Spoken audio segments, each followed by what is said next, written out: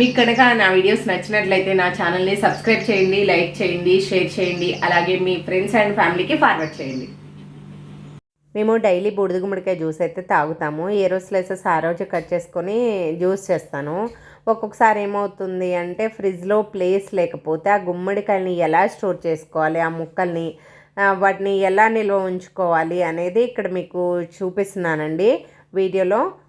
మీరు కంటిన్యూగా చూడండి. అలాగే మంచి యూస్ఫుల్ ఇన్ఫర్మేషన్ కూడా చెప్పాను.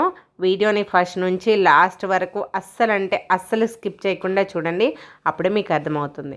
Hello guys, good morning, welcome back to my channel. ఏం చేస్తున్నారు? అందరు బాగున్నారా? ఇదిగోండి, నేను ఇక్కడ గుమ్మడికాయ కట్ చేస్తున్నాను. బూడిద గుమ్మడికాయ జ్యూస్ తాగుతాను కదా, దానికోసం ఇలా ముక్కలు ముందుగానే కట్ చేసుకొని ఒక బాక్స్లో స్టోర్ చేసుకుంటాను. ఇలా స్టోర్ చేసుకోవడం వల్ల ఏంటంటే మనకి పని ఈజీగా ఉంటుంది, చకచక చేసేసుకోవచ్చు అనమాట తాగాలనుకున్నప్పుడు. కాకపోతే కొంచెం పని ఎక్కువ, కానీ తప్పదు కదా మన ఆరోగ్యం కోసం, అదే పని చేస్తున్నాను.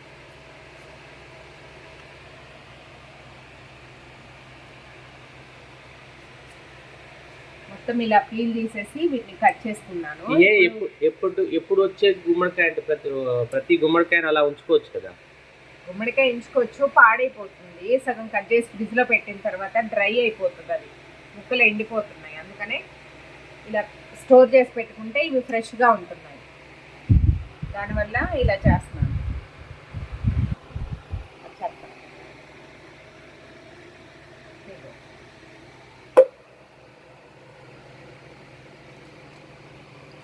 ఫ్రెష్ గుమ్మడికాయల మూత పెట్టేసి ఫ్రిడ్జ్లో పెట్టేసుకోవాలి. మేడం ఏం చేస్తున్నారు మళ్ళీ? నెక్స్ట్ ఏంటి? దోసకాయ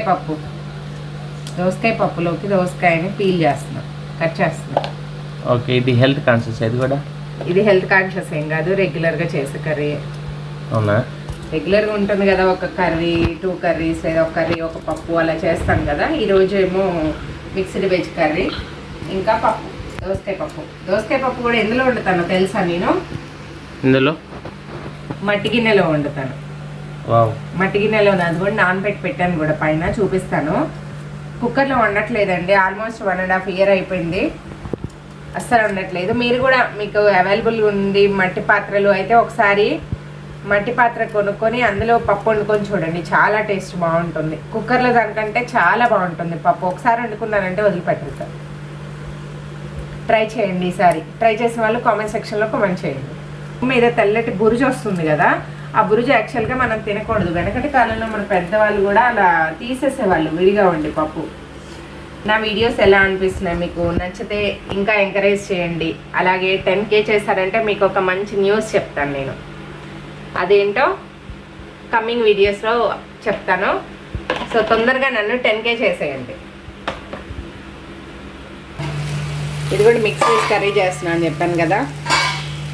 క్యాలీఫ్లవర్, టమాటో, గ్రీన్ పీస్, ఇంకా అలసందలు అన్నీ కలిపి ఇలా కర్రీ చేస్తున్నాను.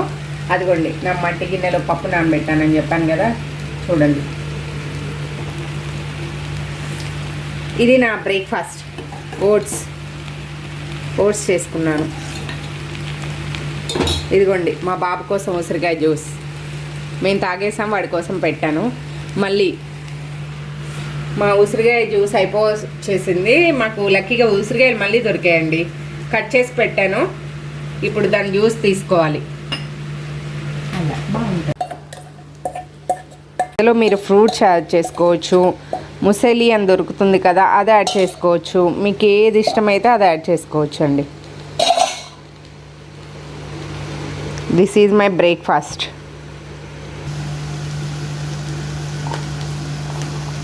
సాల్ట్ కూడా ఇదిగోండి, పింక్ సాల్ట్ వాడతాను నేను, వైట్ సాల్ట్ వాడను. పింక్ సాల్ట్ మంచిది హెల్త్కి.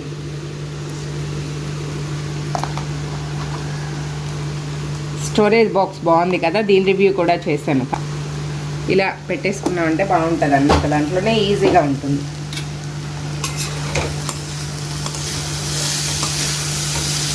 ఇది నా ప్యాన్ కూడా స్టెయిన్లెస్ స్టీల్ ట్రైప్లైట్ అండి, బర్గనర్ కంపెనీ. ఇది కూడా నేను రివ్యూ చేశాను.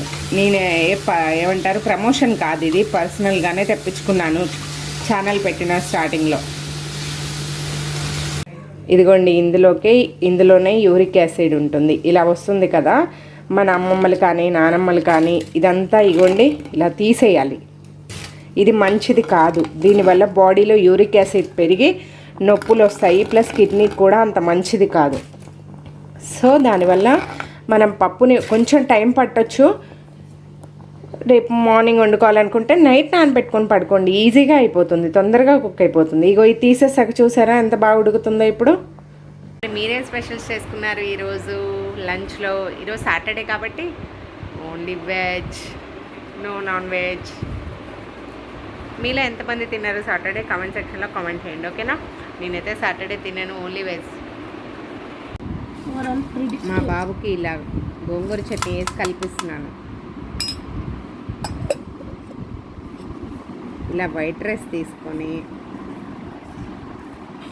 ఇలా వేడివేడి అన్నము, నెయ్యి, అబ్బబ్బబ్బ